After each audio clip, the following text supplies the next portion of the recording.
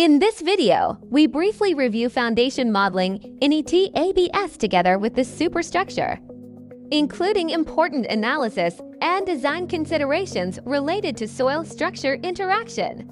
This is a real engineering project that was initially designed using the fixed base assumption, where all column bases were considered fully restrained.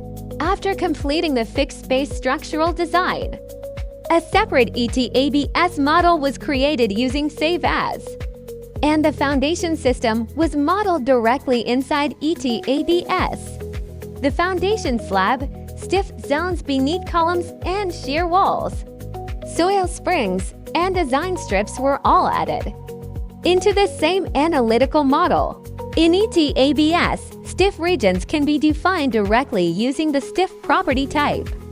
However, in older versions such as ETABS 2016, this feature does not exist. A common workaround is to define those regions as slabs with extremely large thicknesses, for example 800 centimeters instead of 80 centimeters, in order to simulate rigid zones beneath columns and walls. When using artificially thick slabs to simulate rigid regions, the self-weight and mass must be corrected, otherwise, the model will incorrectly add excessive dead load and seismic mass. For example, if the slab thickness is increased 10 times, the mass and self-weight modifiers should be reduced to 0.10. The foundation itself should be modeled using thick shell elements. This allows transfer shear deformation and shear strain effects to be included in the analysis. The same modeling philosophy is used internally in SAFE. When thick shell behavior is activated, no fixed supports should be assigned directly beneath columns. Instead, columns and shear walls must connect directly to the foundation slab. Vertical and horizontal soil springs are assigned using area springs beneath the foundation slab. The architectural plan is also imported into ETABS to coordinate openings, elevator pits, walls, and foundation geometry. With the architectural layout, this greatly reduces modeling inconsistencies. During construction documentation, the subgrade modulus used for serviceability checks is usually different from the dynamic value used during seismic analysis. For example, static Ks may come directly from the geotechnical report. Dynamic Ks is usually much higher because soil stiffness increases under short-duration seismic loading. For higher modeling accuracy, two separate files may be created, one using static soil stiffness, another using dynamic soil stiffness, according to seismic foundation recommendations. Flexible foundations may be modeled using 2 horizontal springs, 1 vertical spring at every shell node.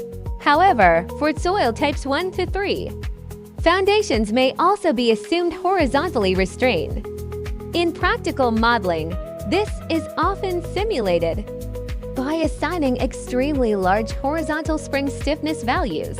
This prevents unrealistic lateral foundation displacement.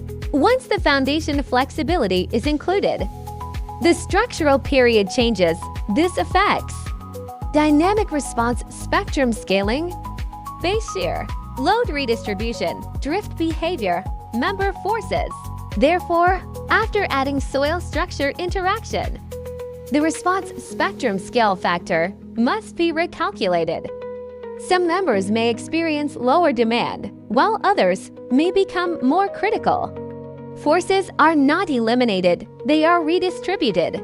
For more accurate analysis, different subgrade modulus values may be assigned to different foundation regions. Edge zones of the foundation are often modeled with higher stiffness than interior zones.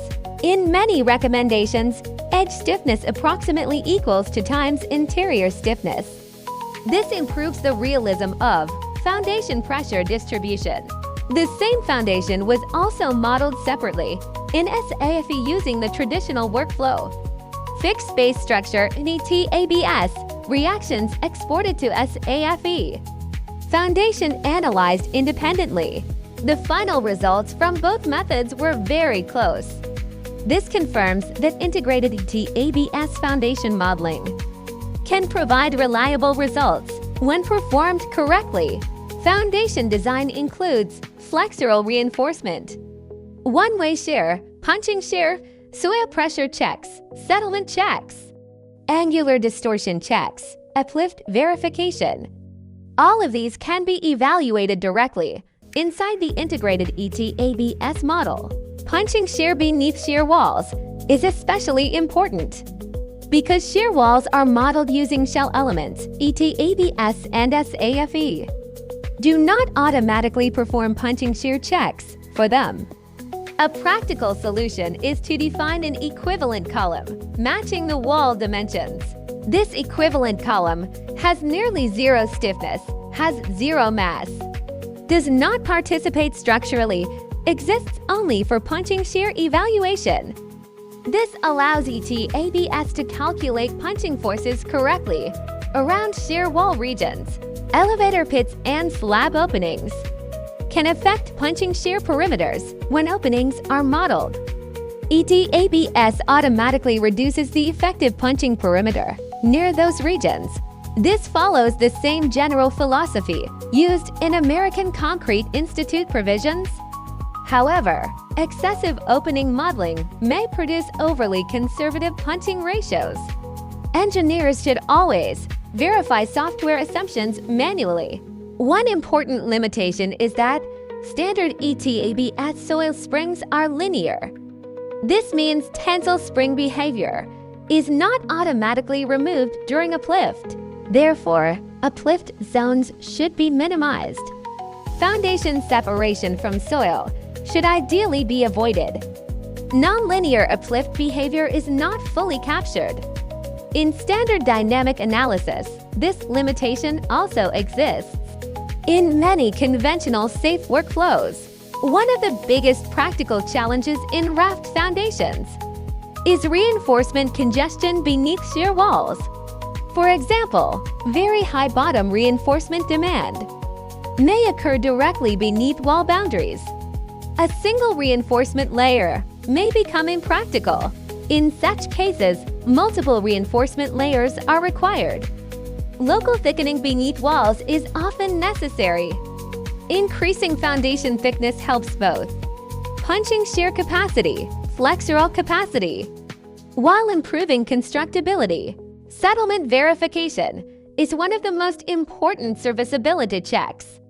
Under service load combinations, engineers must verify total settlement, differential settlement, angular distortion, average effective soil pressure. These checks are usually performed using static soil stiffness values from the geotechnical report. Integrated soil structure modeling provides a much deeper understanding of structural behavior. However, engineers must also understand software assumptions, soil modeling limitations, uplift behavior, mesh sensitivity, and punching shear interpretation. Software alone is never enough. Correct engineering judgment remains the most important part of foundation design. This project showed that ETABS can successfully model both the structure and the foundation within a single analytical environment. When used carefully, this approach can significantly improve coordination, reduce workflow repetition, and provide a clearer understanding of soil structure interaction behavior.